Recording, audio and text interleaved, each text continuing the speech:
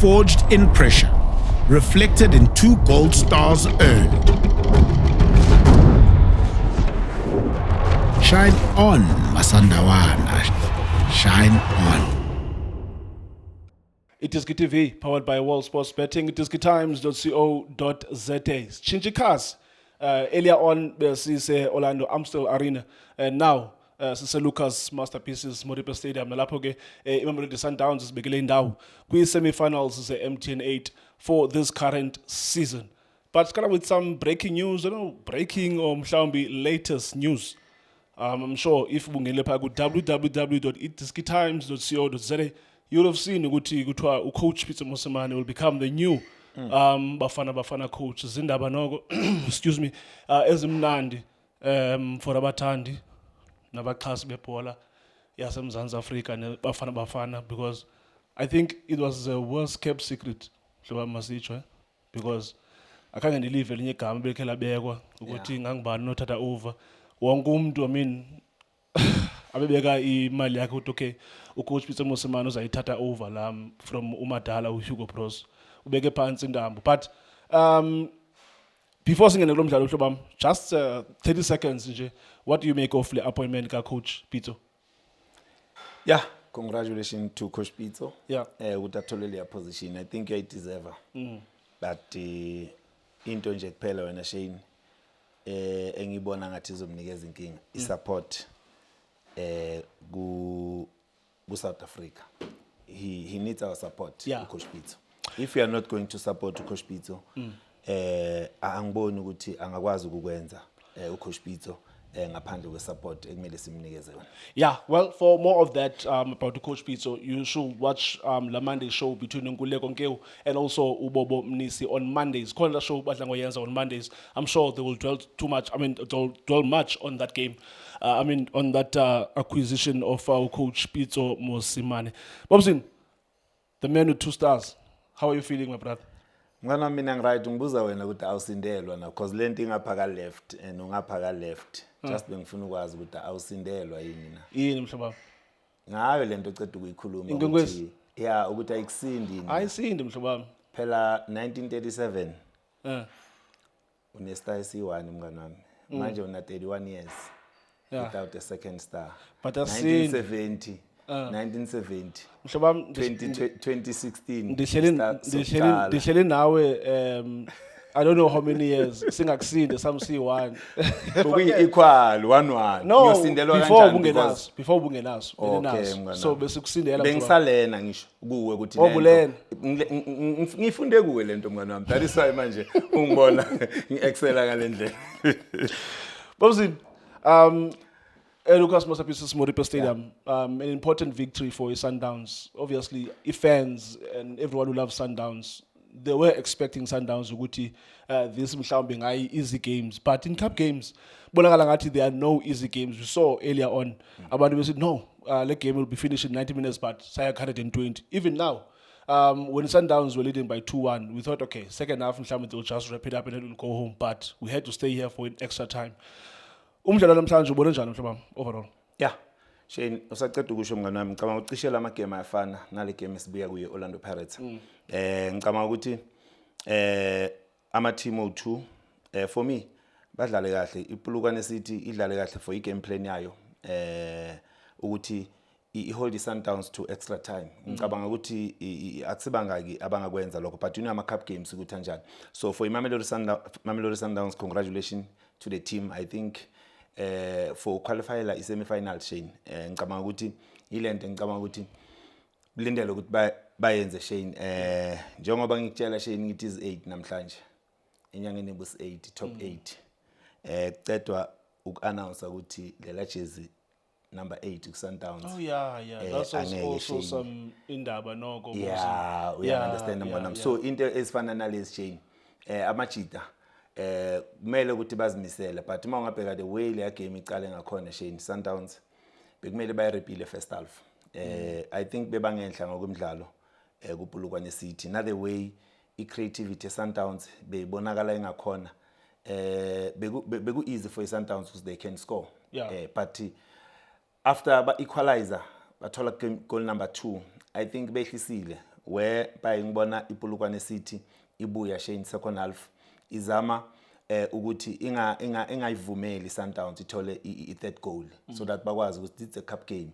For bona I give credit kuMajita even though kubonakala kuba nama hard tackle Shane into esingayipromote leyo siyazi ukuthi egcineni sifuni win but kumele ukuthi sibheke lama tackle ukuthi anjani sihlala sikhuluma Shane no real uhambe kanje beka attackwa ngama tackle sisho sithi no this is not good man because at the end of the day basemsebenzini lamadoda ayidlala kanje ibhola babuzini exactly so idinga ureferee middleman uyokumela control Shane middleman wonke ama team nje asikhulumi ngokuthi mhlambe iPolokwane City wonke ama team akumelanga uyakhumbula abokamis from Chippa United sasho sathi no this is not good for ukuthi ungaza ngama tackle afana nalawa so Shane mawungabheka the way njengoba ngisho ngithi iPolokwane City lokho kuyisebenzela ukuthi egcineni abonkaki emuva nabonikani Shane bathu bande ntwana adlala na center back then bazamile Shane ukuthi ba defend for iSundowns ukuthi ingamani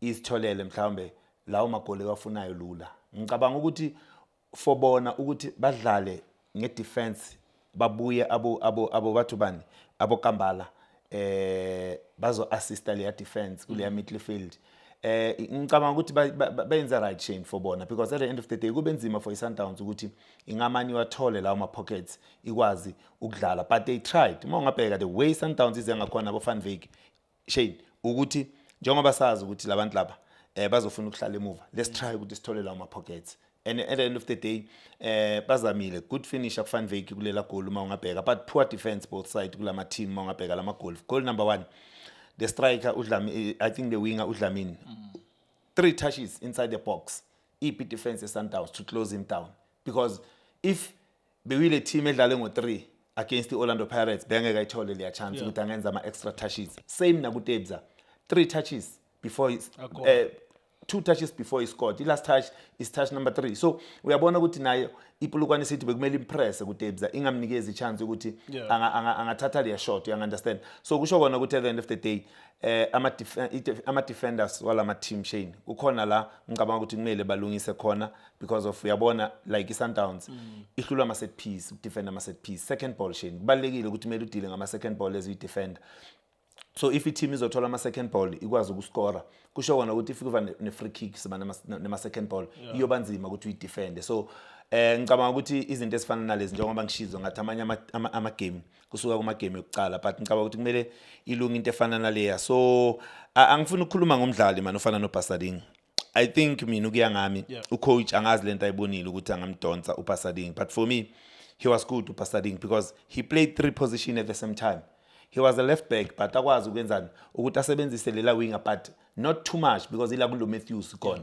wenzani ungena ngaphakathi noma ngena ngaphakathi he gives uTebza ilicense yokuthi uTebza ajoine ku-attack yeMamelodi Sundowns la ajoina khona nabomkwena uyangi-understand uma ngikhuluma ngomkwena ngikhuluma ngontwana uBennett so ukwenza lokho ukuthi uPasading angene ngaphakathi uyabona ukuthi bekunikeza yona iSundowns ukuthi at least going forward ibe nama number so I don't know ukuthi yini bekayenza ukuthi angamdonsa because when ubona uPasading aya wide yila uzobona khona uMatthews angene ngaphakathi as a half 10 ayojoina laba badlali so yilento mina Shane ngibona ngathi uPasading he played very well unfortunately ucoach umdonsile maybe ngibiye ngathi ulethu Aubrey because uPasading beyanga sakhona ukudlala kulama pockets and uyabona ukuthi manje sewudinga umdlali ozokwazi ukuthi angene ngaphakathi ajoine la Majita ba break le defense bangayi wide because wide la khona kunalo mdlalo ofana noMathonsi engicabanga ukuthi bekayinikeza iproblem ngalama hard tackle iattack yeMamelodi Sundowns because usibonile ukuthi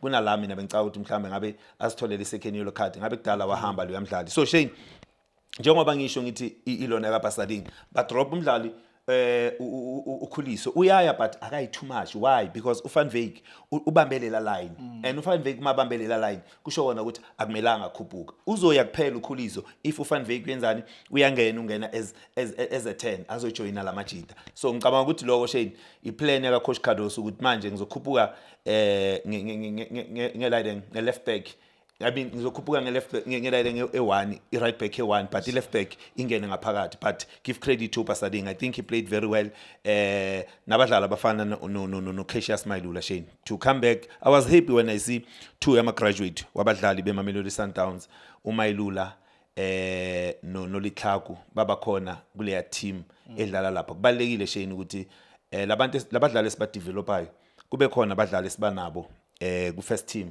abasinikeza something. So I'm happy for ukubona lamajita alapha but Shane njengoba ngisho ngithi ekugcineni iwin yebalekile mngani wami ukuthi qualifyele ku semi-finals but I pray namanje nje ngishifte kancane topic ngiyathandaza nje ngizothandaza nsuku ukuthi ngicela nje i-team yakusasa ehostayo ku MTN 8 onke nje angiwinele la ngathi ayahosta ngifuna kubona at least lama team ase Gauteng out 3 abe khona kuleya draw ye semi-final.